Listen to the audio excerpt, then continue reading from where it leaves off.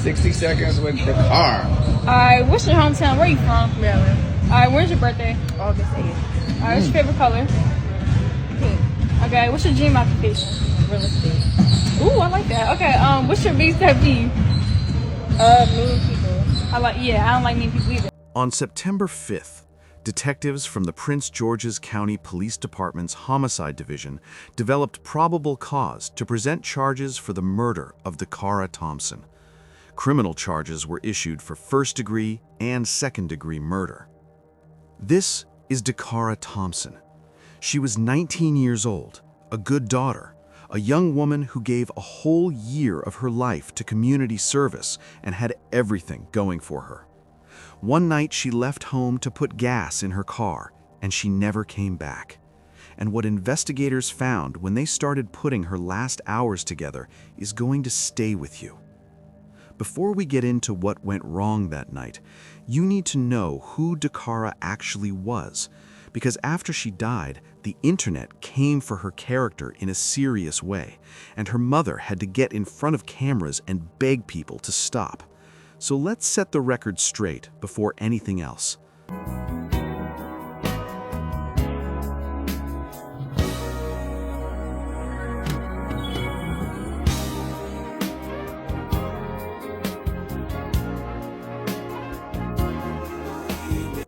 Dara Rose Thompson grew up in Lanham, Maryland, a neighborhood right outside Washington, D.C., in Prince George's County. She was a kind, outgoing, soft-spoken, kind young lady. Right after she finished high school, Dara did something that most teenagers don't even think about doing. Instead of just looking for any job or taking a break, she joined the Maryland Service Year Option, which is a program under Governor Wes Moore that puts recent graduates to work in nonprofit organizations for a full year. She didn't just sign up and check out either. She completed the whole program, working with a nonprofit in Prince George's County, where she got to channel her love for the arts into real work that helped people in her community. Governor Moore later said she raised her hand right out of high school to be part of that first group, and that she came in with the goal of solving real problems through her passion for the arts. That is not a kid who was going nowhere. That was a 19-year-old who was just getting started, and she deserved to see where that path was going to take her. Now let's get into the night of August 22nd, 2025, because the timeline of what happened is important and every hour matters here. Come in and get your girl. Yeah. She be trying to flirt. So I tell her, wait, whoa. Dara was staying with her father, Daniel Thompson, in Lanham, and that evening, around 10 o'clock at night, she walked out the door with her keys in hand, told her dad she was going to fill up her car with gas, and drove off in her 2013 white Ford Edge SUV. Cameras later confirmed she actually did stop at a Shell station near the house, so she was telling the truth about that. Nothing about that moment looked unusual to anyone. But she did not come straight back home after that. Around 11 o'clock, her father called her because she had been gone longer than expected, but she didn't answer. Then, just before midnight, at 11:50, she sent him a text message that said, "I got gas and I'm out. I should be back soon. I love you too. Good night." What happened between that text and sunrise is where this whole story starts to unravel. At around 1:30 in the morning on August 23rd, surveillance cameras caught Dara parking her Ford Edge SUV on a street called Jasmine Terrace in Hyattsville, Maryland, which sits right near University Boulevard, a stretch packed with commercial spots and nightclubs. She got out of her car and started walking in the direction of the boulevard. Then, at 3:06 in the morning, cameras near a parking lot on University Boulevard caught something that investigators would spend weeks going over. Dara walked up to the driver's side window of a black GMC Yukon Denali SUV and spoke to the driver for about a minute. After that brief conversation, she walked around to the passenger side and got in the front seat on her own. I just wanna be alone. And there's nothing else I'd rather do. There's nothing else I'd rather do. Nobody grabbed her or threatened her on camera. She chose to get in that car, And that decision is one of the key things investigators have been trying to understand ever since. The man behind that Yukon was 35-year-old Hugo Hernandez Mendez, who lived about 40 minutes away in Bowie, Maryland, where he worked for a landscaping company out of Baltimore. According to U.S. Immigration and Customs Enforcement, he was in the country illegally, originally from Guatemala. Now, detectives still do not know for sure how Dara and Hugo knew each other before that night, or even if they knew each other at all. They were looking into whether there had been any contact between them before August 23rd, whether through a dating app, social media, or someone they both knew, but nothing has been confirmed publicly as of now. What the camera captured was a short conversation, a choice, and then she was gone. The black Yukon pulled out of that lot, and cameras tracked it all the way towards Bowie, arriving at Hernandez Mendez's apartment on Cambridge Drive at 3:47 in the morning, a house he shared with other people. Dara's cell phone records confirmed she was in that vehicle for the entire drive and arrived at that address. She made it to that house alive, and that is the last confirmed thing we know about her before everything goes very dark. Whoa, whoa, whoa, shout out to them bitches trying to be me. Yeah, bitch, I'm popping bottles, dream a genie. Zayas. But before we go into what happened after she got to Hernandez's apartment, there is something about Hugo Hernandez Mendez that you need to hear right now, because it changes the weight of this whole story. This man had already been arrested twice. He had already been picked up, processed, and let go by law enforcement.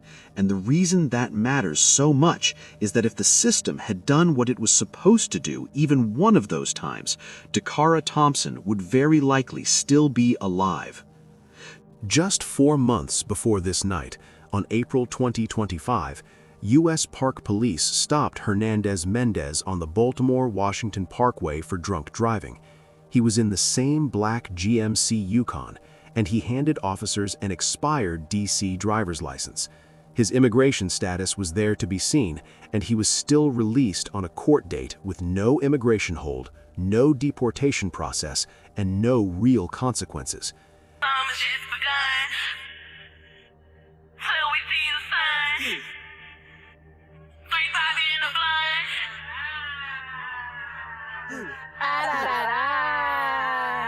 And that April arrest was not even the first time either, because he had already been arrested for drunk driving once before back in May 2022. 2 arrests across 3 years, and both times he walked right back out.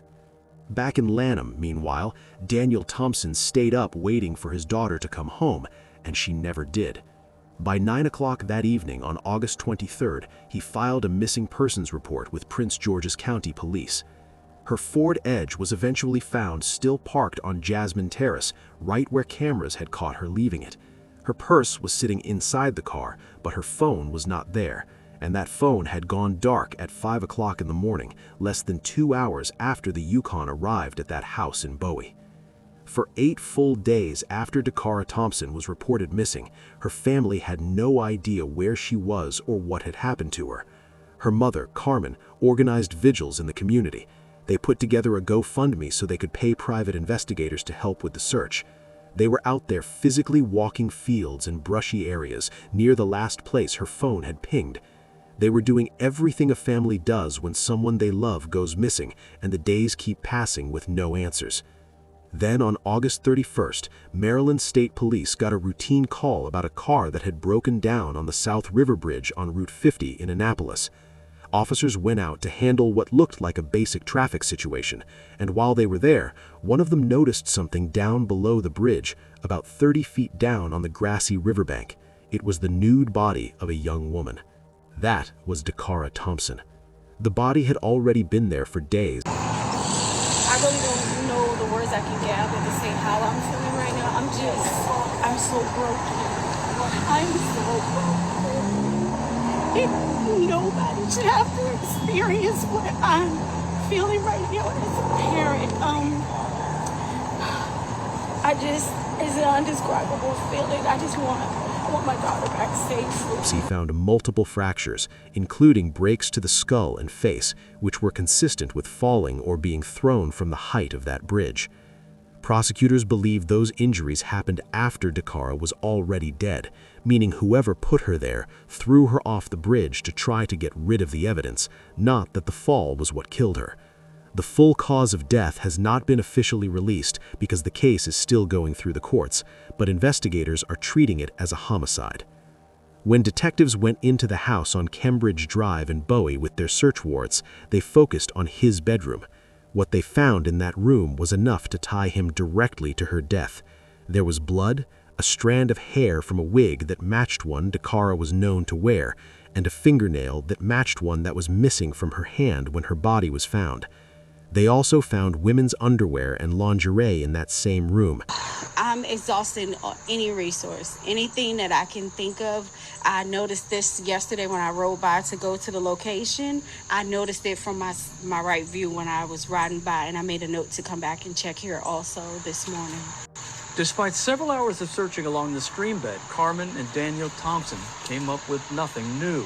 So just see if I can find any clues, any clothes, any indication of someone being here. Dara Thompson left her father's Lanham home Friday night, August 22nd, telling her dad she was heading to purchase some gas for her car. The two communicated briefly that night, with Dara telling her dad she would be home soon.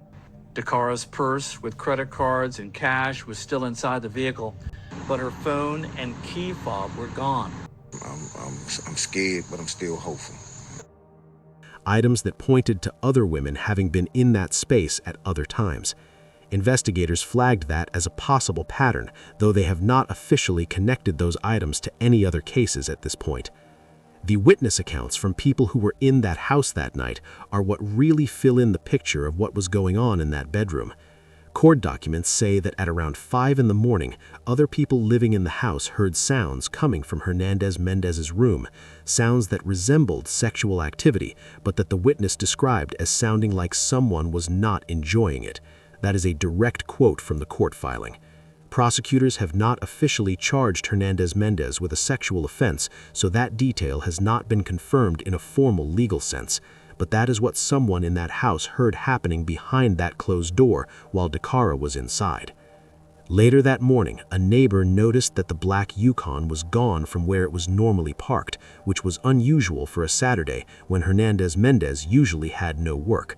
That same neighbor, a man named Cody Parson, also told reporters he had stepped outside early that morning and saw something on fire in the backyard of the property next door. You don't need to stretch your imagination much to figure out what might have been burning, and investigators treated that detail as possible destruction of evidence.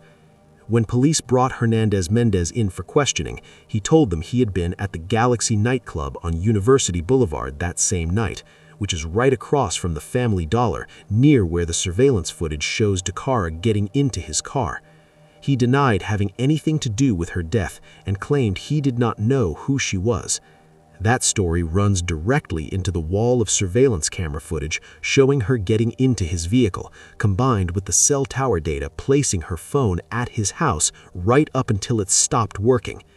On September 5, 2025, police arrested Hernandez Mendez at his house in Bowie, and Prince George's County Police held a public press conference to announce first-degree and second-degree murder charges. ICE had already issued an immigration detainer on him the day before, officially labeling him a criminal illegal alien and making clear that even if he somehow walked on the murder charges, they would be there waiting. Who authorities say is in the U.S. illegally, now stands accused in the killing of a 19-year-old woman in Maryland. Dara Thompson's body was found last week, days after her family reported her missing. Authorities now charging Hugo Hernandez Mendez with first and second-degree murder in her death. They say that Thompson was killed inside the suspect's bedroom, and there is surveillance video of her getting into a car that he had access to. Now detectives are trying to determine if the two knew each other. He was not going anywhere, though, because 3 days after the arrest, a judge ordered him to stay locked up with no chance of getting out on bail, and that is exactly where he has been ever since. When Dara's mother, Carmen, finally got the full picture of what had happened, she didn't mince words. I'm very disappointed because we may not be here today if they did what they were supposed to. The man charged with killing her daughter had 2 chances given to law enforcement to remove him, and both times they passed on it. A few days after Dara Thompson was found, her family said goodbye to her at Kettering Baptist Church in Upper Marlboro, Maryland. Dara Thompson's loved ones are saying their final goodbyes. Funeral services were held this morning at Kettering Baptist Church in Upper Marlboro, Maryland. The 19-year-old was reported missing on August 23rd. And here's what makes it even harder to sit with. Dara Thompson was not the first young woman in Maryland to lose her life to an undocumented man who had already been through the system and let go. Judge for a bond hearing 1:15 this afternoon. The court will determine if he should remain behind bars. The 35-year-old is now charged with first and second-degree murder. Now, county officials tell us that he is originally from Guatemala. He's been living in the country illegally. Investigators believe he killed Dara Thompson inside his Bowie home early the morning of August 23rd, then drove her body to Route 50 between Route 424 and 97 in Annapolis and threw her over a bridge. The court documents show Hernandez Mendez told police he was at the Galaxy nightclub on University Boulevard. That's across the street from where Dara was seen on surveillance video getting in his black SUV. Now, he claims he was supposed to meet his ex-girlfriend but never did. On August 5th, 2023, 37-year-old Rachel Morin, a mother of 5 from Bel Air, Maryland, went for a run on the Ma and Pa Heritage Trail and never made it back. Her body was found the following morning, hidden in a drainage ditch off the trail. She had been attacked, bodily violated, beaten with rocks, and strangled. The man who did it was a 24-year-old from El Salvador named Victor Martinez Hernandez, who crossed the southern border without papers in February of that same year, got picked up by border agents, and was released without deportation, even though there was already an international arrest warrant out for him from back home, where he was wanted in connection with a murder. A few weeks after crossing into the U.S., he committed a violent home invasion in Los Angeles, where he attacked a woman and her 9-year-old daughter and left DNA behind. Then he made his way to Maryland and killed Rachel Morin. It took investigators 10 full months to connect that DNA from the Los Angeles attack to the murder in Maryland. In April 2025, Martinez Hernandez was found guilty of first-degree murder, bodily violation, and kidnapping. And in August 2025, he was sentenced to 2 life terms in prison with no chance of ever getting out. That sentencing was happening in the exact same month that Dara Thompson went missing. When Rachel Morin's mother, Patty, went to Congress to talk about what happened to her daughter, she said it plainly: "My sister's death was preventable. An illegal immigrant that was a gotaway from El Salvador had waited for her on the trail." Dara Thompson's mother, Carmen, was saying the exact same thing outside a courtroom in Prince George's County just 2 years later. Both of these mothers watched the same kind of failure play out, and both of them have spent the time since then trying to make sure somebody is held accountable for it. Now here's where the Dara Thompson case stands right now, because this story is still going. On October 7, 2025, a grand jury in Prince George's County formally indicted Hernandez Mendez on charges of murder, tampering with physical evidence, and illegally disposing of a body. State's Attorney Tara Jackson called it a critical step in the criminal justice process and made clear from the start that her office was going to hold him responsible for what he did to a member of their community. That's a tough question. That's a tough question because we know it's going to be extremely hard. We just ask that everybody pray for our strength through the process. Police say Dara Thompson could be seen on surveillance footage entering the suspect's vehicle at the Family Dollar store on University Boulevard around 3 in the morning on August 23rd. Those were her last known whereabouts before her body was discovered off Route 50. Now, police identified what appeared to be bloodstains, women's lingerie, hair from a wig consistent with one that Thompson wore, and a fingernail that matches one missing from Thompson's hand when searching Hernandez Mendez's residence. Now, the state's attorney says that there will be next steps in this case. It is very much an ongoing investigation. As to the court process, Hernandez Mendez is due again back in court on October 8th for his preliminary hearing. Full stop, regardless of what his immigration status was or what political noise was swirling around the case. Then, in February 2026, Dakara's story moved from the courtroom into the law itself. Prince George's County Council member Winika Fisher introduced Dara Rose Law, a piece of legislation focused on teaching people how to file missing persons reports quickly and correctly, specifically to fix the gaps that made it so hard to get an urgent response when Dara first disappeared as an adult. A big part of why that bill exists is the 8 days the Thompson family spent not knowing where their daughter was when the clock was running. Carmen Thompson spoke in support of the bill and said, "As we all know, when someone goes missing, every moment is critical.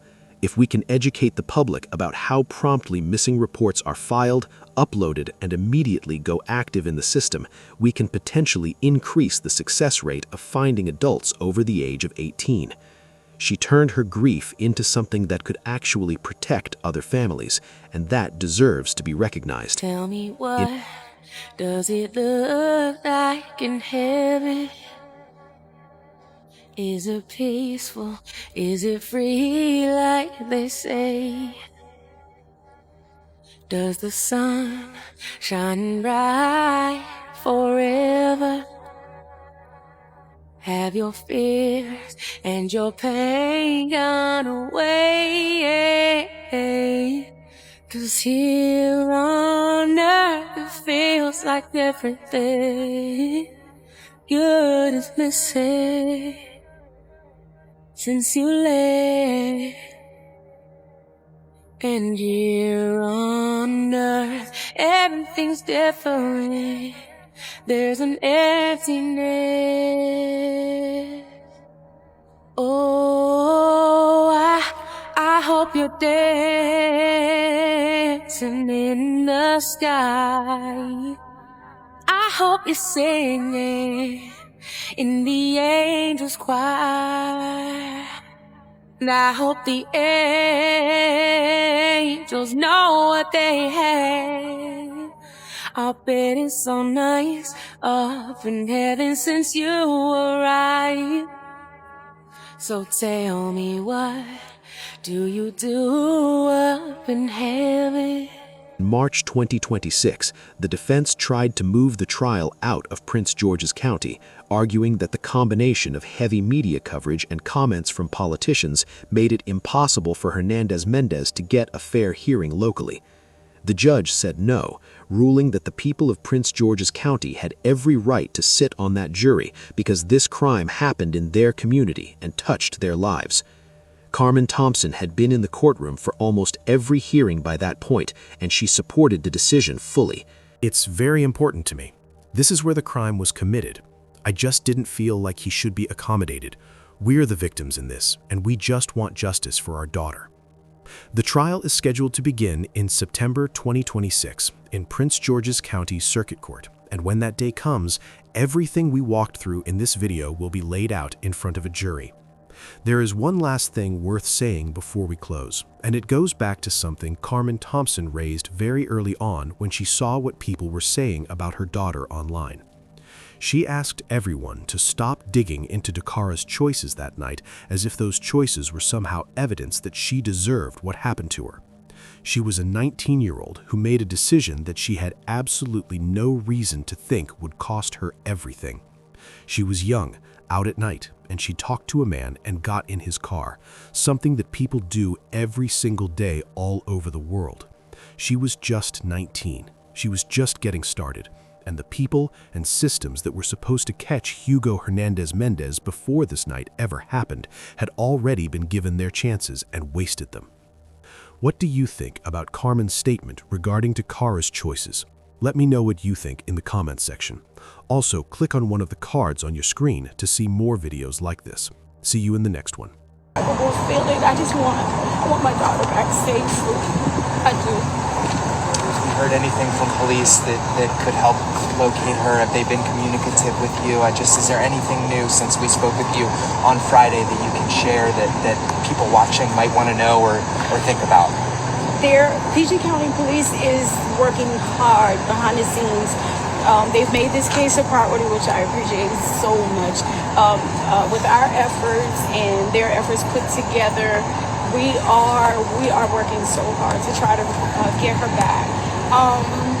There are things that they're working on that I can't share at this time, but they are keeping in communication with us, which gives me the faith that they are working hard behind the scenes. Gotcha. And have you gotten any other insights about just why she came to this location or anything like that, or does she have any connections or anything that you've learned? Is there anything? I have never had any knowledge of her coming to this side of town at all. We don't have any family, any friends that I knew of that she had in this area. I have no idea what brought her to this area on that particular day. Talk to me about your hope and what your hope for doing this is and for raising awareness. Yeah. What is your sort of, what do you want to come out of this vigil tonight? I want to, as you can see, there's a sense of community. It gave me faith. It restored hope in that we still have community. The outpour of love, support, people wanting to bring us food, donate their time, get out here and search with us. It has meant so much to me that everybody's willing to stop what they're doing to come and help us, search for my daughter. So it just means so much to me, and I really, really appreciate. I'm grateful. My heart is full. And I'm sure you're hoping that I see people with big signs, yes, just for anybody yes, who's driving around who might have seen her, just to put her face out there as much as possible. If anyone even has a possible sighting, please call 911. And a message to my baby girl. We love you. We love you so much. If you see this, do whatever you have to. Do whatever you have to get out of your situation, and you get somewhere and you let somebody know you need help. Whatever you need to do. Mom and Dad is here. Your family, your community, everybody is standing behind you, and we are waiting to have you back in our arms. Sorry. 60 seconds with the car. Alright, what's your hometown? Where are you from? Maryland. Alright, when's your birthday? August 8th. Alright, what's your favorite color? Pink. Okay, what's your dream occupation? Real estate. Ooh, I like that. Okay, what's your biggest pet peeve? Mean people. I don't like mean people either. What's your favorite artist? Tell me, what does it look like in heaven? Is it peaceful? Is it free like they say? Does the sun shine bright forever? Have your fears and your pain gone away? 'Cause here on earth it feels like everything good is missing since you left. And here on earth everything's different. There's an emptiness. Oh, I hope you're dancing in the sky. I hope you're singing in the angels' choir. And I hope the angels know what they have. I bet it's so nice up in heaven since you arrived. So tell me, what do you do up in heaven? Guys, it was an absolutely packed courtroom this afternoon when Judge Katina Stewart took the bench. I was sitting right behind the victim's mother, Carmen, and it was mostly family members and supporters of the victim, 19-year-old Dara Thompson, who police say was murdered and then thrown over a bridge off Route 50 in Annapolis. Now, 35-year-old Hugo Hernandez Mendez, who is the suspect in this case, ICE says is in the country illegally and living in Bowie, Maryland. He appeared remotely in a prison jumpsuit from jail, and that's where he's going to remain for now. Now, During court today, Hernandez-Mendez's lawyer waived the bond hearing. That means they agree not to challenge his detention. But Judge Stewart went out of her way to emphasize that she would not order his release anyway, based on the current allegations. And that's because there's no set of conditions that would be reasonable or assure the safety of the community. Thompson's mother, Carmen, spoke out after the brief court hearing alongside Prince George's state's attorney, Tara Jackson. We asked Carmen if her family is prepared to relive the horrific details of her daughter's murder as the case continues for what could be months or years. That's a tough question. That's a tough question because we know it's going to be extremely hard. We just ask that everybody pray for our strength through the process.